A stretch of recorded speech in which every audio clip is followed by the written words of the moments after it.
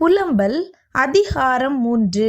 ஆண்டவருடைய சினத்தின் மிலாற்றினால் உண்டான சிறுமையை கண்ட புருஷன் நான். அவர் என்னை வெளிச்சத்திலே அல்ல, இருளிலே அழைத்து நடத்தி வந்தார். அவர் தமது கையை எனக்கு விரோதமாகவே நித்தமும் திருப்பினார். என் சதையையும் என் தோலையும் முற்றலாக்கினார். என் எலும்புகளை நொறுக்கினார்.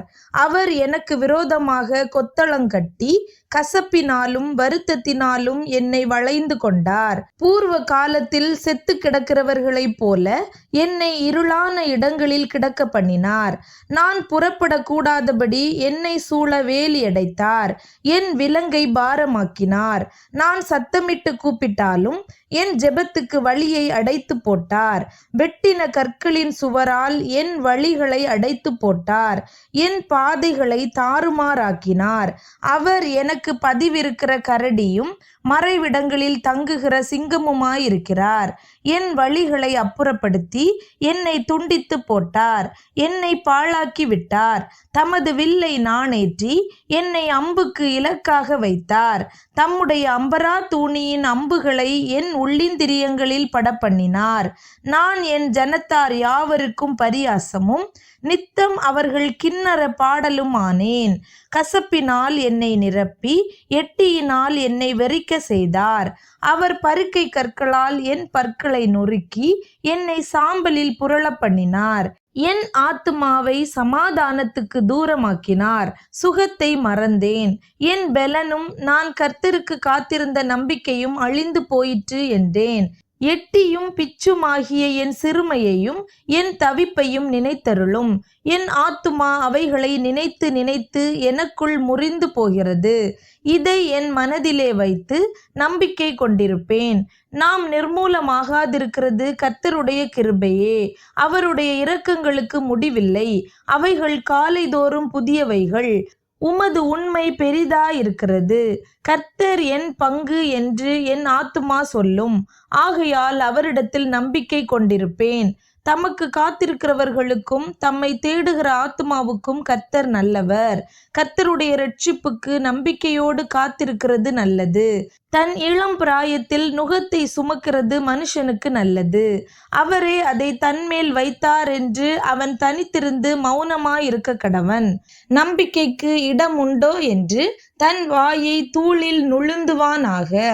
தன்னை அடிக்கிறவனுக்கு தன் கன்னத்தை காட்டி நிந்தையால் நிறைந்திருப்பானாக.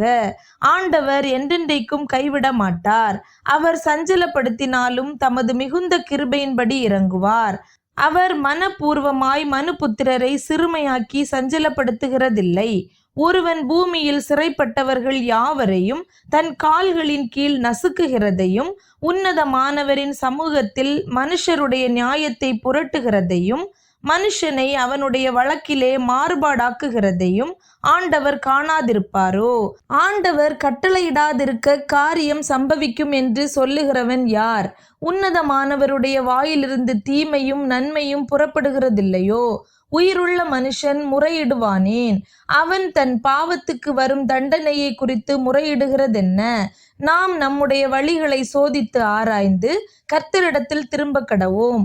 நாம் நம்முடைய கைகளோடும் கூட நம்முடைய இருதயத்தையும் பரலோகத்தில் இருக்கிற தேவனிடத்திற்கு ஏறெடுக்க கடவோம். நாங்கள் துரோகம் செய்து கலகம் பண்ணினோம். ஆகையால் தேவரீர் மன்னியாதிருந்தீர். தேவரீர் கோபத்தால் மூடிக்கொண்டு எங்களை தப்ப விடாமல் பின்தொடர்ந்து கொன்றீர். ஜெபம் உட்பிரவேசிக்க கூடாதபடிக்கு உம்மை மேகத்தால் மூடிக்கொண்டீர். ஜனங்களுக்குள்ளே எங்களை குப்பையும் அருவருப்புமாக்கினீர். எங்கள் பகைஞர் எல்லாரும் எங்களுக்கு விரோதமாய் தங்கள் வாயை திறந்தார்கள். திகிலும் படுகுழியும் பாழ்கடிப்பும் சங்காரமும் எங்களுக்கு நேரிட்டது. என் ஜனமாகிய குமாரத்தி அடைந்த கேட்டி நிமித்தம் என் கண்களிலிருந்து நீர்க்கால்கள் பாய்கிறது. கர்த்தர் பரலோகத்திலிருந்து நோக்கி பார்க்கும் மட்டும் என் கண் இடைவிடாமல் ஓய்வின்றி சொரிகிறது. என் நகரத்தினுடைய குமாரத்திகள் அனைவரின் நிமித்தமும் என் கண் என் ஆத்துமாவுக்கு நோவு உண்டாக்குகிறது. முகாந்தரம் இல்லாமல் என்னை பகைக்கிறவர்கள் என்னை ஒரு பட்சியைப் போல வேட்டையாடினார்கள்.